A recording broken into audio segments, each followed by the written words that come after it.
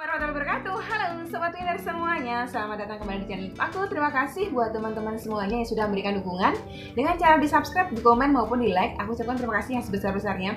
Semoga kebaikan teman-teman dibalas oleh Allah Subhanahu wa taala dengan berlipat ganda kebaikan. Dirahmati oleh Allah Subhanahu wa taala, dibukakan pintu-pintu kemudahan untuk setiap urusan teman-teman semuanya. Amin ya rabbal alamin. Buat teman-teman semuanya yang masih belum memberikan dukungannya, silahkan di subscribe channel aku yang ini supaya aku lebih semangat lagi dalam mengupload video-video aku yang selanjutnya. Nah, pada malam hari ini seperti biasanya, tentunya banyak sekali teman-teman yang pengen aku upload lebih sering mengenai testimoni atau sharing dari teman-teman semuanya yang sudah mendapatkan pertolongan dari Allah Subhanahu wa taala dari setiap masalah-masalah beliau. Nah, untuk malam ini sendiri aku udah dapat testimoni lagi. Ini baru tadi aku baca sih. Jadi sebetulnya banyak sekali sharing dari teman-teman itu ngantri di handphone aku, cuman memang waktunya yang agak susah gitu. Jadi ini aku sempetin sebelum aku tidur, aku syuting satu video untuk memberi motivasi kepada teman-teman. Nah, ini nanti aku bacakan chattingan beliau ya, yang menceritakan bagaimana beliau mendapatkan pertolongan dari Allah itu, serta nanti ada suara beliau juga, rekaman suara beliau melalui voice note dari WhatsApp aku yang sudah aku ambil. Jadi nanti kita akan dengerin, aku bacain. Nah, aku bacain nih chattingannya mulai dari beliau minggu-minggu sebelumnya, dari mulai Maret beliau japriin aku karena kemarin-kemarin itu pada saat beliau merasakan di titik nadir, beliau tuh rajin banget ngechat aku gitu loh, ngechat ya biasalah sharing, minta motivasi, minta nasihat, minta arahan, minta bimbingan kayak gitu.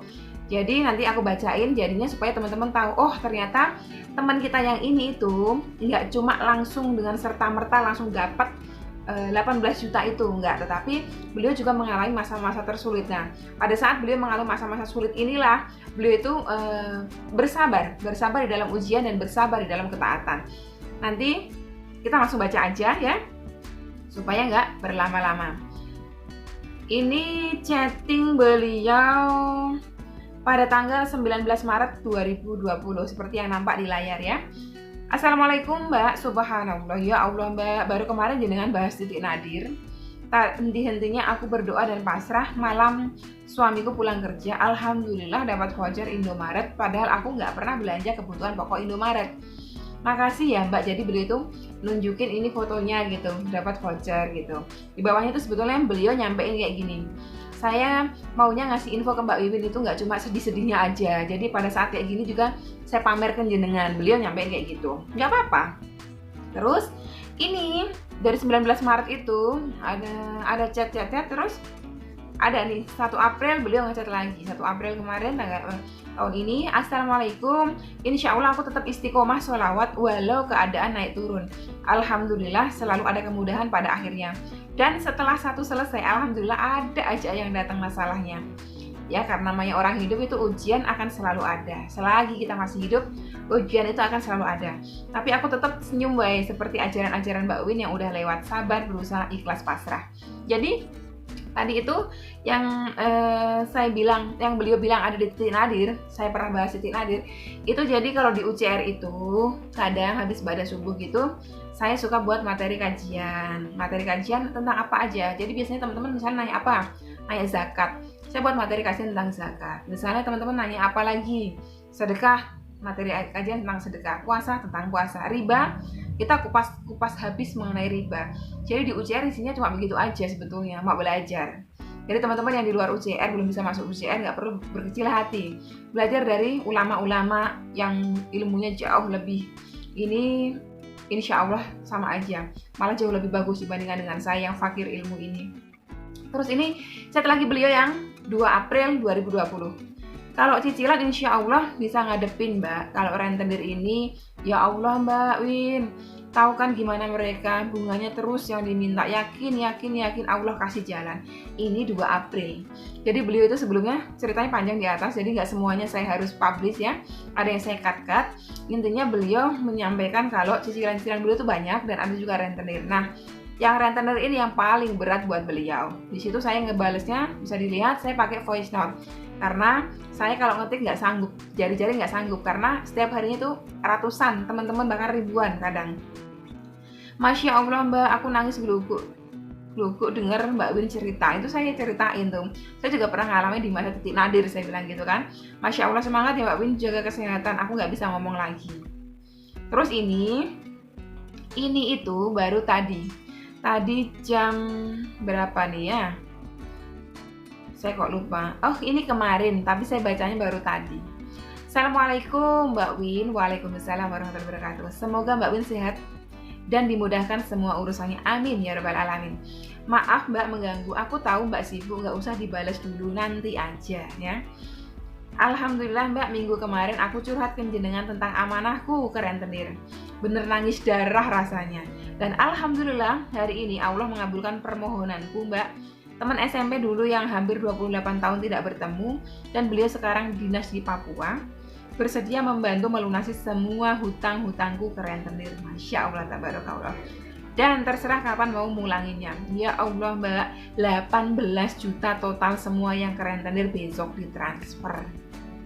Dengan satu syarat, yang telepon harus suamiku dan harus nanti malam telepon visinya, jadi video call ya, minta di video call, karena ini yang nolongin ceritanya adalah temen laki-laki gitu loh. Jadi jangan sampai ada perasaan-perasaan gimana timbul fitnah, maka si teman ini minta agar suami beliau yang nelpon, jangan beliau, ntar disangkanya kalau ngasihnya ke beliau ada sesuatu yang tidak benar gitu loh. Makanya baik, teman beliau ini baik sekali, adabnya bagus gitu.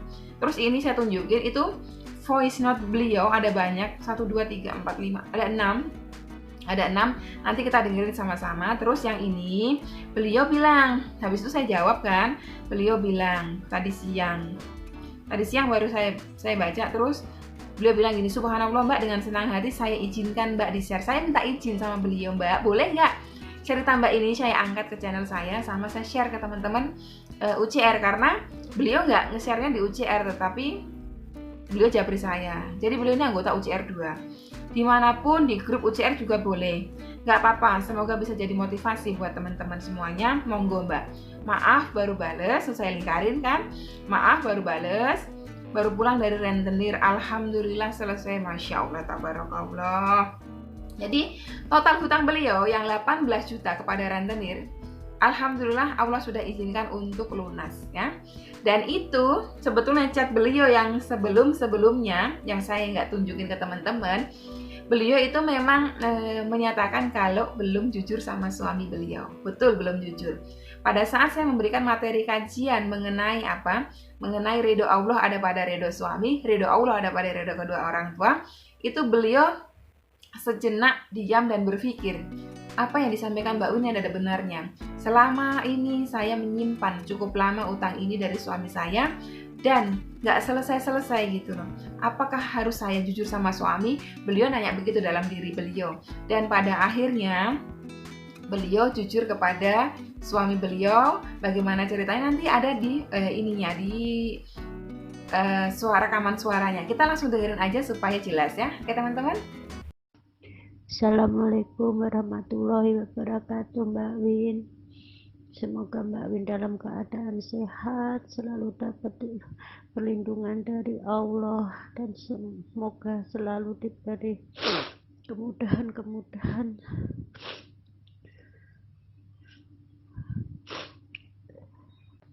Sedang aku Mbak Win mohon maaf selama ini aku belum jujur ke suami, dan dengan keadaan seperti ini yang teman saya mau minjemin dengan satu syarat itu, aku beranikan diri karena posisi suami lagi kerja. Saya telepon, saya memohon maaf sebelum saya telepon, semua apapun zikir apa saya panjatkan, mohon dilembutkan hatinya seperti Mbak Win ajarkan.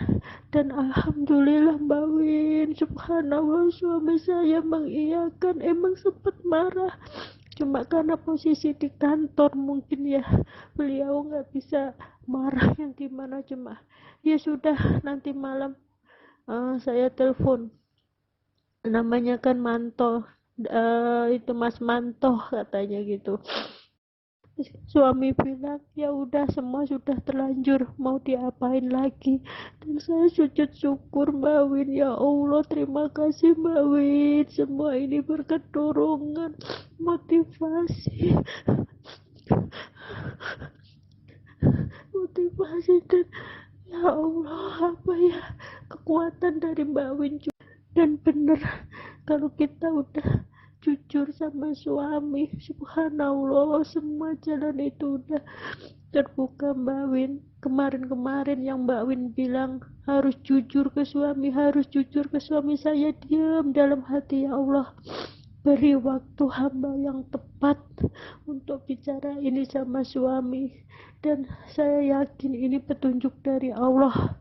Dan hari ini ya Allah waktu yang tepat untuk bicara ke suami, dan alhamdulillah ya Allah Mbak Win, alhamdulillah subhanallah ya Allah, alhamdulillah semuanya berjalan dengan baik ya Allah atas pertolongan Allah ya Allah. Dan sekarang saya hanya bisa membalas semua apa yang sudah Mbak Win ajarkan ke saya dengan doa-doa terbaik, dan semoga Mbak Win semua bisa terselesaikan sebelum bulan puasa nanti dengan mukjizat Allah. Tanggungan Mbak Win lunas semuanya, amin amin amin amin ya Allah, dengan rezeki yang tidak kita sangka-sangka ya Allah. Hanya itu dan doa Mbak Win ya yang bisa saya berikan untuk Mbak Win dengan membalas semua ketulusan Mbak Win. Ya Allah, nggak bisa ngomong apa-apa lagi Mbak Win. Itu tadi teman-teman voice note dan juga chatting dari salah seorang anggota UCR 2 yang saya nggak perlu sebutin nama beliau siapa untuk menghindari segala sesuatu yang tidak diinginkan. Ya kode etiknya lah ya. Jadi intinya yang kita mau ambil hikmahnya adalah dari pengalaman beliau ya, seorang istri ketika memiliki hutang. Ada baiknya teman-teman semuanya yang sedang nonton video saya ini yang mungkin sudah bertahun-tahun, berbulan-bulan, berminggu-minggu memiliki hutang yang nggak selesai-selesai, berharap bisa menyelesaikannya dengan seorang diri tanpa harus memberitahukan suami dan juga orang tua. Dipikir kembali. Ingat bahwa ridho Allah itu ada pada ridho suami dan juga orang tua. Kalau teman-teman masih membohongi suami, masih membohongi kedua orang tua, jangan berharap mendapatkan ridhonya Allah, mendapatkan rahmatnya Allah. Karena ridhonya Allah ada pada ridho suami, dan ridhonya Allah juga ada pada ridhonya kedua orang tua. Murkanya Allah juga ada pada murka suami dan kedua orang tua. Jadi dari sekian banyak testimoni yang masuk ke aku ya, tidak sedikit para istri ini yang pada akhirnya setelah jujur sama suaminya barulah terbuka pintu-pintu kemudahan. Yang tadinya tuh kayak sulit sekali, semua pintu tuh kayak tertutup.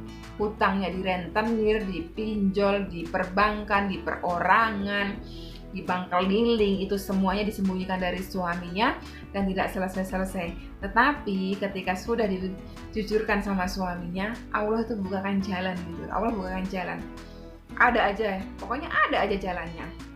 Terus satu lagi buat teman-teman semuanya yang misalnya sudah pernah kejerat riba ya, terus hijrah dari dosa riba, karena kalau sudah tahu ilmunya riba seperti apa, sudah tahu sengsaranya riba seperti apa, jangan sekali-sekali nyentuh riba lagi. Karena ada contohnya juga.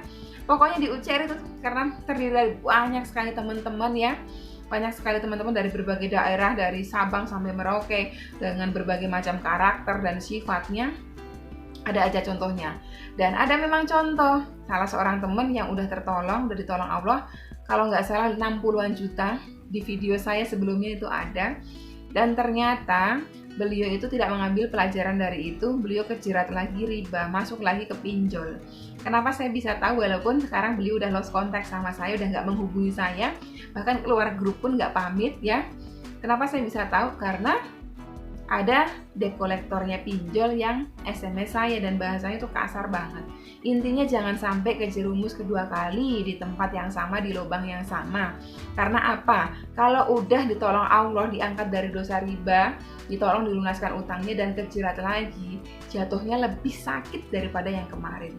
Jadi hati-hati buat teman-teman semuanya. Usahakan mulai dari sekarang buat teman-teman yang udah memutuskan untuk hijrah dari riba, stop, betul-betul stop. Semua pintu yang akan membuka ke dalam dosa riba, tutup. Yang pinjol, yang utang perbankan, yang utang leasing, yang utang rentenir, semua yang ada unsur-unsur ribanya itu tinggalkan. Karena tidak ada keberkahan sama sekali. Yang udah merasakan bagaimana dampak dari dosa riba itu nangis darah betul-betul seperti yang teman ini tadi sampaikan. Semua teman UCR 1, UCR 2 itu rata-rata nangis darah beneran ya. Jadi buat teman-teman semuanya, selain dari amalan-amalan, dari ibadah, amal solehnya teman-teman harus ingat ya, jujur sama suami, jujur sama kedua orang tua. Supaya apa? Supaya dapatkan ridhonya Allah, dapatkan rahmatnya Allah. Karena sesungguhnya yang bisa menyelesaikan semua permasalahan-permasalahan teman-teman itu hanyalah rahmatnya Allah, ridhonya Allah. Tanpa itu tidak akan pernah ya. Oke teman-teman, sampai di sini dulu, video ini cukup panjang sebetulnya ya. Mohon maaf kalau misalnya ada salah-salah kata, itu murni dari kekurangan saya, kefakiran saya. Sekian dulu, semoga video ini bisa memberikan manfaat buat teman-teman semuanya. Wassalamualaikum warahmatullahi wabarakatuh.